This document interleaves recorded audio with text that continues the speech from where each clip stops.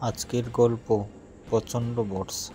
আমার জন্ম হয়েছিল এক বৃষ্টিমুখর দিনের সকালে।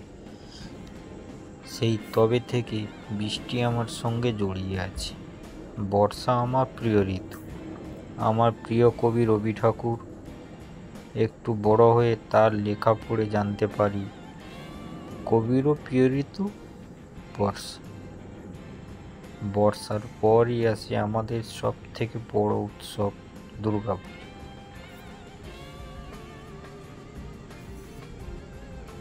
তখনও বৃষ্টি হয়, কিন্তু তাকে উপেক্ষা করে মানুষ বের হন মাকে দেখতে। বড় সুন্দর করে সাজানো হয় মণ্ডপ, প্রতিমা, সব কিছু। মা যেন সত্যি আবির্ভূত হন ধরত্রীতে। ছোটবেলায় বৃষ্টি হলে স্কুল থেকে অঘোষিত ছুটি মিলত। সেদিন বাড়িতে বসে বিভিন্ন গল্পের বই পড়া, খিচুড়ি বেগুনি খাওয়া, আর সঙ্গে রবি ঠাকুরের গান শোনা। এই ছিল ছোটবেলার বৃষ্টির দিনে আমাদের কাজ। একটু বড় হয়ে কলেজে যেদিন আমার প্রথম ক্লাস ছিল, সেদিনও খুব বৃষ্টি হয়েছিল। বৃষ্টির দিনে তখন কলেজ থাকলেও যেতে হতো, বা পড়া থাকলে পড়তেও যেতে হতো। ছুটি খুব একটা মিলত না। মনে আছে, কলেজে সঙ্গীতের ক্লাস চলাকালীন কখনো বৃষ্টি হলে তার ছন্দে আমাদের গান আরো সুন্দর হতো।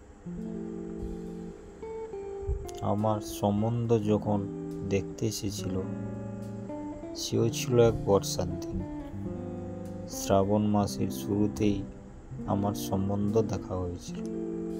শ্রাবণ মাসের মাঝামাঝি আমার পাকা দেখা হয়ে যায়।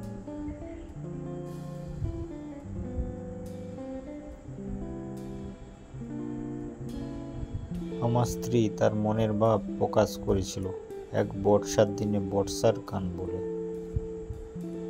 বর্ষা এমন করে আমার জীবনের সঙ্গে ওতপ্রোতভাবে জড়িত। আমার সুখে দুঃখে বর্ষা আমার সঙ্গে। বর্ষার জলে সব গাছপালা স্নান করে যেন চিরসবুজ হয়ে ওঠে। বর্ষার প্রথম বারি বিন্দু যখন ভূমিতে পড়ে, তখন সে সুন্দর গন্ধ বের। তা পৃথিবীর সব নামি দামি শৃঙ্গদ্বীপ থেকেও সুন্দর।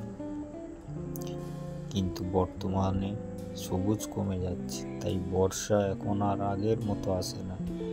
সূর্যদেব তার করাল মূর্তি ধারণ করেছে প্রতিদিন।